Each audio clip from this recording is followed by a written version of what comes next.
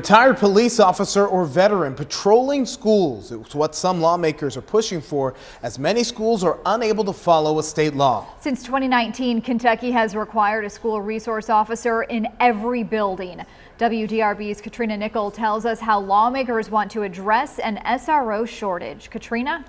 Well, you guys, let's just take a look at how many SROs Kentucky falls short of. As you can see here, 2019 is that year when the law changed requiring SROs, and they were at 412. But right now in 2024, there's 789 SROs, which means half of Kentucky's nearly 1,500 schools are without one. Now, lawmakers have an idea to try and help, but FOP leaders aren't so sure.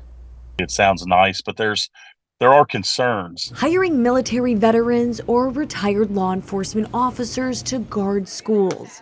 That's how Senator Max Wise wants to solve a school resource officer shortage in Kentucky. They are simply a stopgap measure. If a district chooses to do so, Senate Bill 2 would allow retired police officers, state troopers, federal agents, or veterans who are honorably discharged within 5 years to become a guardian.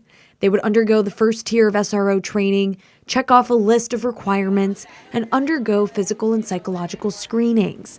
After that, guardians could be armed and allowed to patrol schools. There's a lot of uncertainty. Ryan Straw with the Kentucky State Fraternal Order of Police says the idea isn't terrible, but he's not fully on board. We don't want it to circumvent the ability to have school resource officers in schools. Straw worries it gets around the process of becoming an SRO and takes away focus on hiring and training quality officers. I would love to see something where we could fast track these retired officers or even military folks into an SRO role. Wise says guardians should not undermine the work to get an SRO in every school, but Straw says retired officers he's spoken to aren't jumping on the guardian idea either. Not to mention the ability to be sued or the ability to be held liable for something. There's no protections for those folks in there.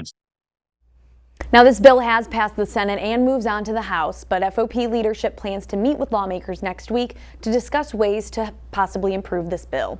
Half the schools in the state still do not have an officer or an SRO inside of them. One idea for a solution. We'll see how it turns out, Katrina. Thank you.